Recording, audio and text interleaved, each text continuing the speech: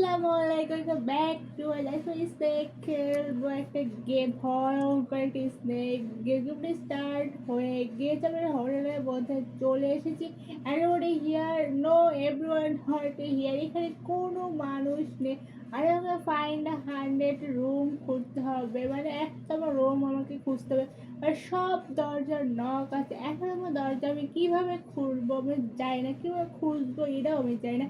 আর কোথায় পাবো 100তম দরজা এটাও আমি জানি। আর চারদিকে সাপের পোস্টার লাগানো আছে, বাট আমি জানি না এই হোটেলে কোনো সাপ নেই। আমি একটা হোটেলে এসে ফেসে গিয়েছি, আর আমি এখানে স্কিপ করবো কীভাবে আমি এটাও জানি। অনেক ভয়ঙ্কর ভয়ঙ্কর সাপের পোস্টার এখানে লাগিয়ে রেখেছে। আমার তো অনেক ভয় করে। আর সাপের আলো নিতেছে একবার বন্ধ হচ্ছে, আমার মনে হয় একটু পরে ভূত চলে আসবে। আর এখানে রক্ত কেন আমি জানি না, দরজা ওপেন করে আমার অনেক তো ভয় লাগছে।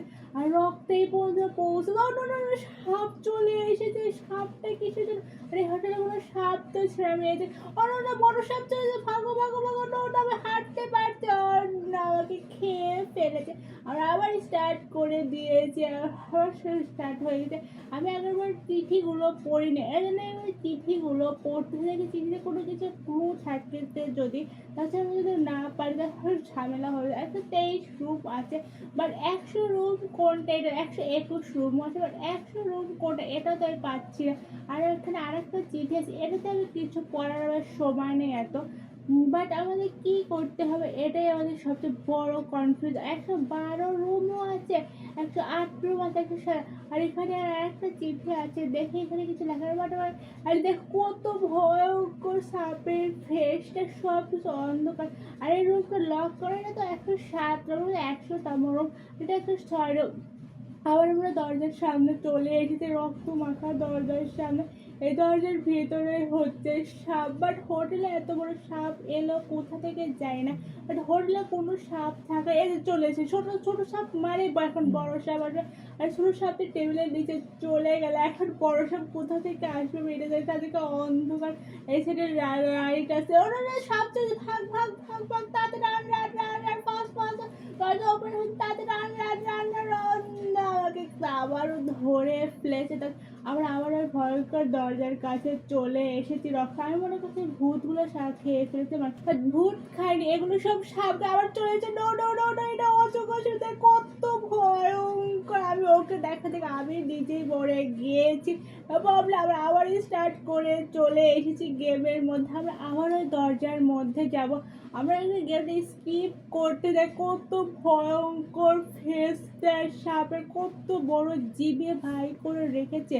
আর আমরা আস্তে আস্তে দরজার সামনে যাচ্ছি। আমি দরজার সামনে আসতে তত আমাকে ভয় কাজ করতে হয়, বলবে ধুপ ধুপ ধুপ ধুপ করতেছে। আবার আমাকে যদি ধরে ফেলে আমি তো সেটাই। হোটেলে সাপ পারলো কীভাবে, এলো কীভাবে এটাও জানি না।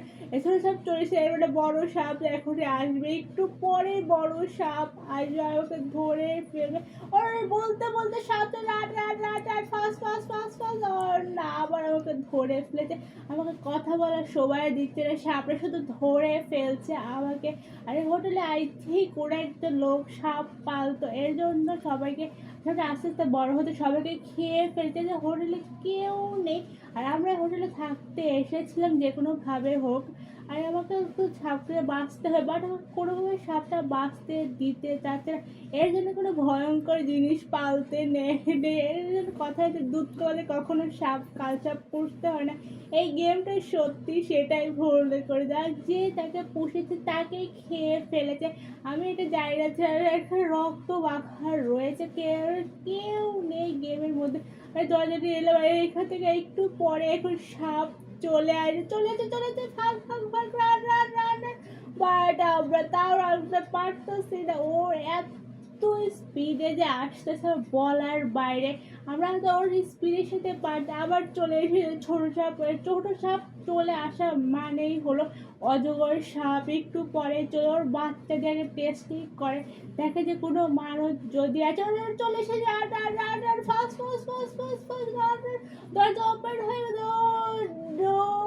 আবার ধরবে, লাইক দিচ্ছে, স্কাই, আল্লাহ হাফেজ।